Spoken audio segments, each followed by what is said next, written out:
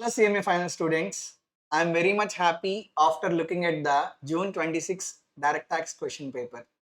Yesterday I revised math question came. I revised the trust taxation question came. I told 7 marks in 7 minutes section 94B. You are going to get in question number 7B from section 94B as it is. Today question 7B came from section 94B. And from transfer pricing also questions are easy. In one question he asked whether given enterprises are associated enterprises or not. List of cases are given. You have to tell whether associated enterprises or not. So overall question paper is good. And from assessment of various entities also, default tax regime, optional tax regime, one question came. 115 BAB or regular tax provisions for domestic company, another question came. So from I told you from transfer pricing, assessment of various entities, DTAA, I said 5 questions will come, but from transfer pricing 3 questions came, DTAA 2 questions came, assessment of various entities 2 questions came. 7 questions came only from 3 chapters. On a safer side, I said 5 questions, but you got 7 questions from these 3 chapters: transfer pricing, DTAA, and assessment of various. So very good. Overall question paper is well. Now I am going to discuss all the MCQs. Shall we see the MCQs? Yes. Ganesh, resident individual, has total income of 3,50,000 comprising of salary income and interest from bank deposits for financial year 25-26.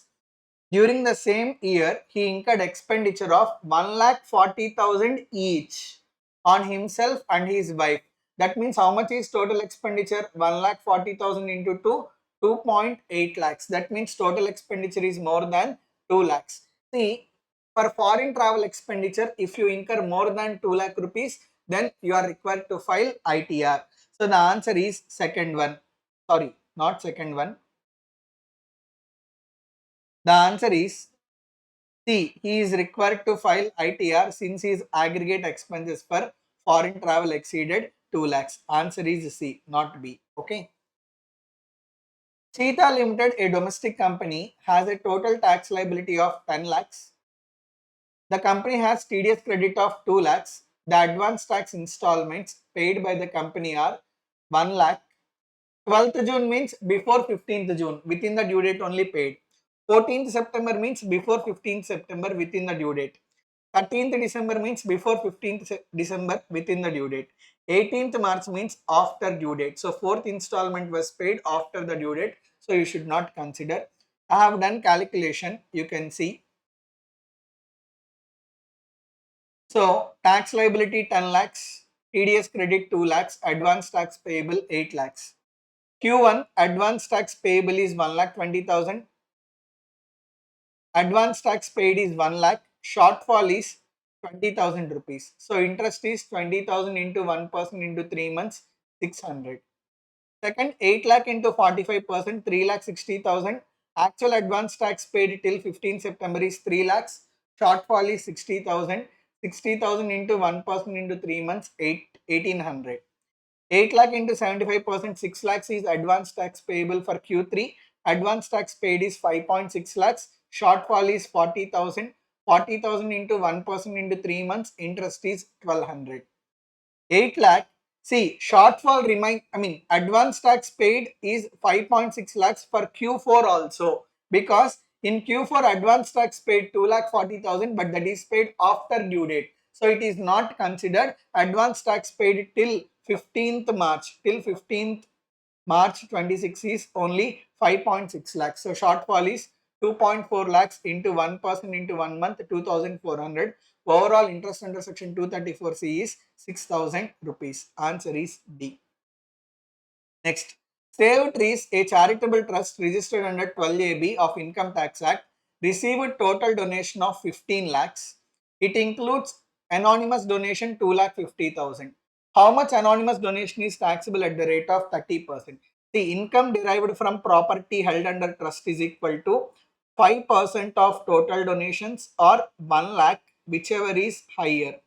5% of total donations means 15 lakhs into 5% or 1 lakh, whichever is higher.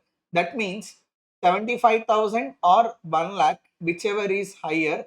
1 lakh will be treated as income derived from property held under trust. Okay. Now, how much is balance income? 2.5 lakh minus 1 lakh, 1 lakh 50,000. That is going to be taxable at the rate of 30%. Are you able to understand? Now, there is estimated lump sum addition of 5 lakhs for admitting low gross profits in assessment of Boys and Co LLP. What is time limit for filing appeal? Time limit for filing appeal to CIT appeals is 30 days from the date of assessment order A.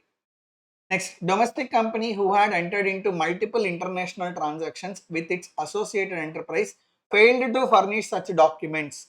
See, in transfer pricing, I told if they fail to furnish documents, penalty is 2% of value of each international transaction for which documentation was not furnished. Next, Anand Private Limited made a timely payment of advance tax to avoid interest under 234B, 234C. See, time to time you have met compliances. You paid taxes within the due date. You filed returns within the due date. Then that process is called as tax management. Okay. Next, which of the following is not a fundamental accounting assumption as per ICDS? ICDS do not recognize materiality as fundamental accounting assumption. Answer is B. What is aggregate monetary limit for foreign assets not reported in ITR in order to be not liable for penalty under Black Money Act? 20 lakhs. I don't think so. Many students will answer this, but this is given in my material as well. 20 lakh rupees is the maximum ceiling for which you can avoid penalty. Which of the following assets cannot be seized? I told you in class many times, stock in trade cannot be seized. But even though when they come for survey, search and seizure, assets can be seized.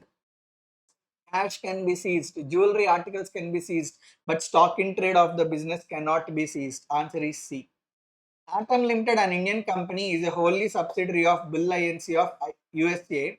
During 25-26, Atom Limited transferred semi-finished products to Bill Inc., which was used by Bill Inc. to process further and manufacture a final product.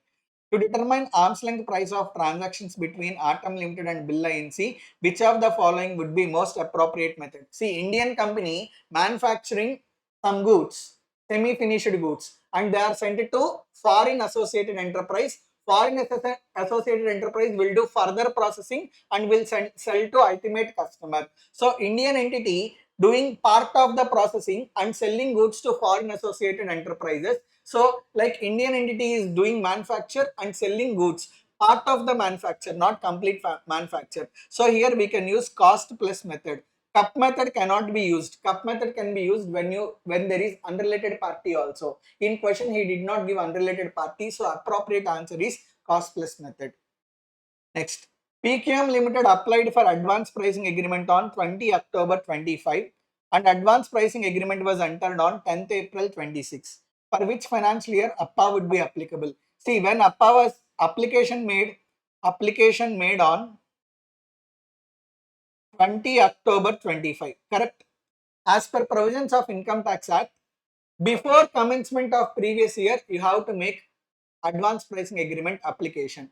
After 20 October, what is the previous year that will start? 1st April 26. Before 1st April 26 only, advance pricing agreement is application is made. See, 20 October 25 means this is after 1st April 25. That means after financial year 25-26 started, you made application. So for 25-26, APPA is not applicable. So you made application before 1st April 26. So advance pricing agreement is applicable from 1st April 26. That is from previous year 26-27 onwards. Answer is B.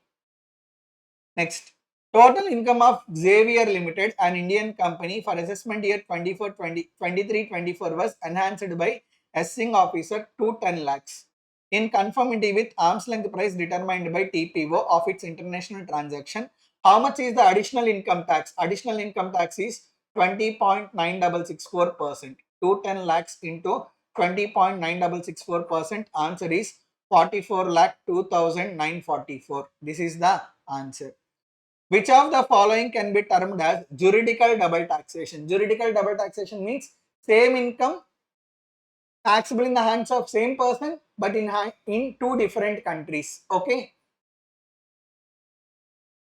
Generally, I will tell Virat Kohli example. Virat Kohli went to Australia. He played in Australia. He won man of the match. On that income, Australia will levy tax. India will also levy tax. So income is same. Man of the match.